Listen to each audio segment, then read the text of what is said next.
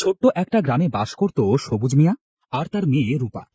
সবুজ মিয়া বনে জঙ্গলে ঘুরে বাঁশ কেটে নিয়ে আসতো, আর বাড়িতে এসে তার মেয়ে রূপার সাথে বাঁশের তৈরি নানা রকমের জিনিস প্রস্তুত করে গ্রামের হাটে আর মেলায় বিক্রি করত। দিন দিন বন জঙ্গল সব সাফ হয়ে যাচ্ছে, এত খুঁজেও দুটো বাঁশ পেলাম না। না না, খালি হাতে ঘরে ফেরা ঠিক হবে না। মেয়েটা আমার ঝুড়ি বোনা শেষ করবে বলে বসে আছে। যাই, আমি বরং ওই দিকে এগিয়ে দেখি, যদি কিছু পাওয়া যায়।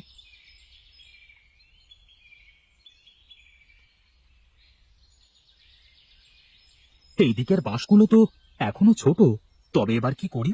সারাদিন ঘুরে ঘুরে বড্ড খিদে পেয়েছে, খালি হাতেই বা ফিরে যাই কেমন করে? আরে, ওই দিকে কি, গিয়ে দেখি তো।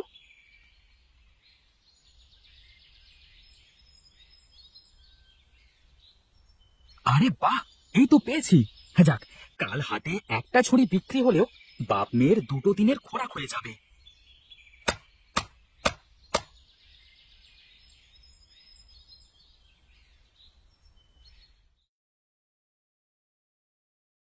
এত দেরি করলে যে বাবা, এখন বাস রাখো, তুমি গা ধুয়ে এসো, আমি খাবার বাড়ছি বাবা। চোখ মুখ কেমন শুকিয়ে গেছে তোমার। তুই কবে থেকে আমার মা হয়ে গেলি বলতো? আমার মা আমাকে এভাবেই বকতো। কথা না শুনলে আরো বকবো। যাও যাও বাবা, তাড়াতাড়ি এসো, আমি দুটো ঝুড়ি তৈরি করেছি, খেয়ে তুমি হাঁটে যাবে বাবা।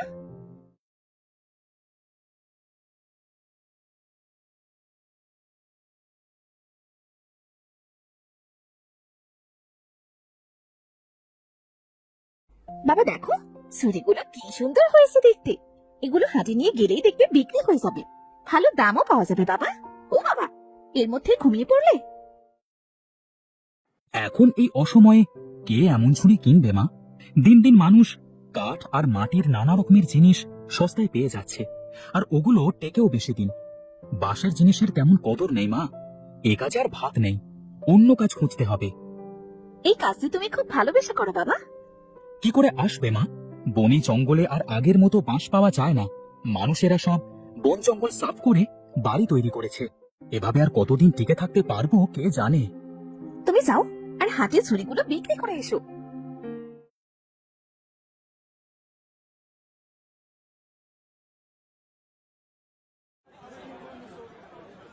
আজ ঘরে চাল আনাজ কিচ্ছু নেই, আজকে আমার একটি ছুরিও বিক্রি হবে না। এ তোমার কেমন বিচার খোদা? অসহায়ের কাছে কিচ্ছু নেই আর ধনীদের অঢেল। তবে অসহায়কে কেন তুমি দুনিয়ায় পাঠালে? কিরে সবুজ, কটা ঝুড়ি এনেছিস? দুটো? তা দে, তোর দুটো ছুরি আমাকে দে তো। হ্যাঁ হ্যাঁ কর্তা, এই নিন দুটো ছুরি, 10 টাকা। আরে বাপরে, গ্রামের ঝোপঝাড় শেষ করে বাঁশ কেটে এদিক ওদিক করে ঝুড়ি বানিয়ে আবার টাকা চাওয়া হচ্ছে? তুই জানিস না আমি কে? ফের টাকা চাইলে কষে একটা চড় বসিয়ে দেব। মোড়লের সাথে বেয়াদবি, তোর ঘর জ্বালিয়ে গ্রাম ছাড়া করব। জবাব। গরিবের ওপর এমন অত্যাচার করবেন না কর্তা, আপনি না হয় কিছু। আর একটা কথা বললেও তোর খবর আছে। জবাব। দুর্বলের ওপর সবলের এমন অত্যাচার আর কতদিন চলবে? এভাবে আমি যে আর পারছি না। হায় খোদা, তুমি কি কিছুই দেখতে পাও না? আমি এক অসহায় বাবা, তোমাকে ডাকছি, আমাকে সাহায্য করো। কে আছো? কে আছো? বাঁচাও, বাঁচাও। হায় হায়, আমি মরে গেলে আমার মেয়েটার কি হবে? আমার রূপামা কি করে বাঁচবে? হায় হায় হায় হায়। এ আমি কোথায়? আমি তো কুয়োতে পড়ে গিয়েছিলাম। তবে কি আমি মরে গেছি? এটা কি স্বর্গ? এখানে তো সব রূপোর, কত কত বাঁশ। আরে, এই বাঁশের কত কি তৈরি করতাম আমি আর রূপা। আমার রূপামাকে যদি এই রূপোর বাঁশের কিছু অংশ দিতে পারতাম, মেয়েটার জীবনে কিছুটা সুখ আসতো। তা নাও তো, যতটা চাই তোমার। তুমি কে গো? ছোট্ট এক কুকুরছানা হয়েও তুমি মানুষের মতো কথা বলতে পারো? পারে গো পারে, এই রূপুর বাঁশবাগানে দুনিয়ায় সব সম্ভব। রূপোর বাঁশবাগান? এটা এটা স্বর্গ নয়? তা কি যে বলো তুমি, পৃথিবীতে এমন অনেক কিছু আছে যা মানুষের অজানা। ধরে নাও, এটা তেমনি একটা অংশ মাত্র, আর আমি এটাকে আগলে রেখেছি। কোনো সৎলোক ছাড়া এখানে কেউ আসা তো দূর, এর সন্ধানও পাবে না।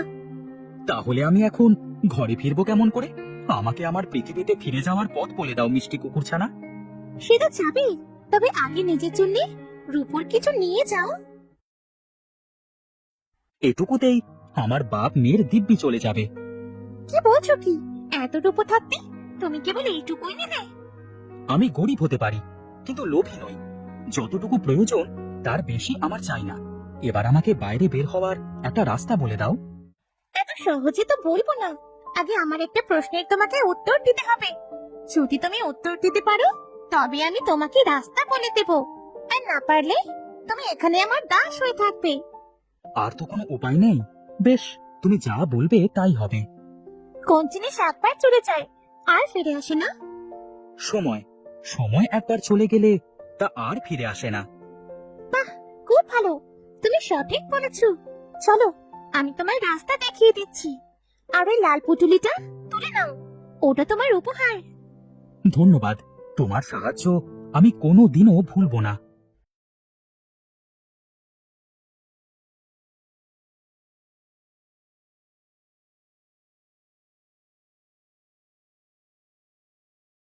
তুমি কাউকে কিছু না বলে কোথায় চলে গেলে বাবা?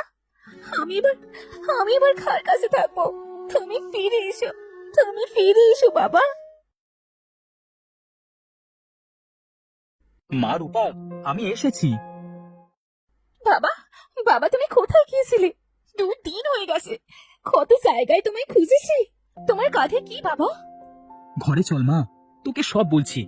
আমাদের দুঃখের দিন খোদা দূর করে দিয়েছে মা। এখন শুধু সুখ আর সুখ।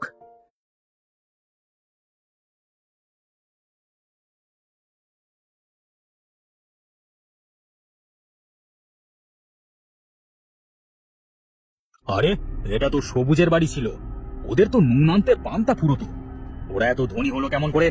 কোথায় পেলো এত টাকা পয়সা? না না, আমাকে সব জানতে হবে।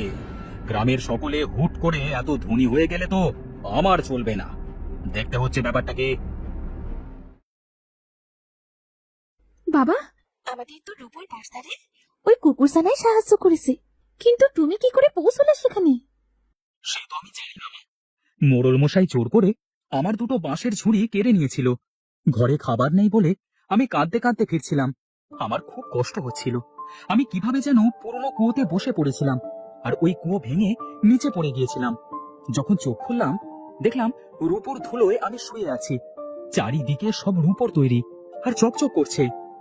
কুকুরছানাটাকে নিয়ে আসতে বাবা, আমরা ওকে লালন পালন করতাম। না মা না, ওই কুকুরছানায় ওই রূপোর বাছার পাহারা দিচ্ছে। ওখানে যাওয়া মানুষদের অনেক উপহার দিয়ে বিদায় দেয়। আরে বাপরে, রূপোর বাজার! সেখানে রূপোর ধুলো! না না না না, আর দেরি করা ঠিক হবে না। এবার আমি যাব রূপো আনতে, আর সবচেয়ে বেশি ধনী হব আমি। সব তো আমি জেনেই নিয়েছি।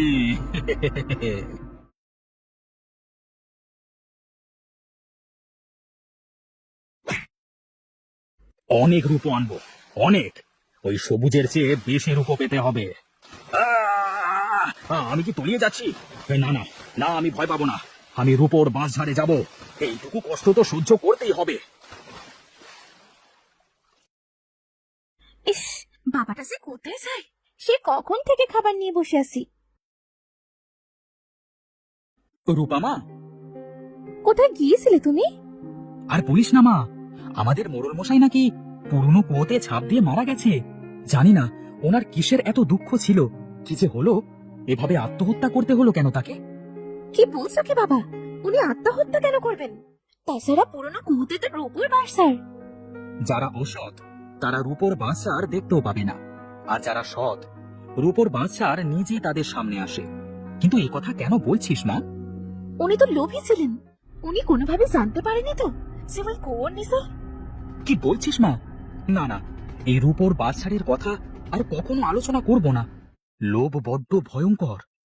সে ভালো, এখন এসো, ভাত খাবে এসো।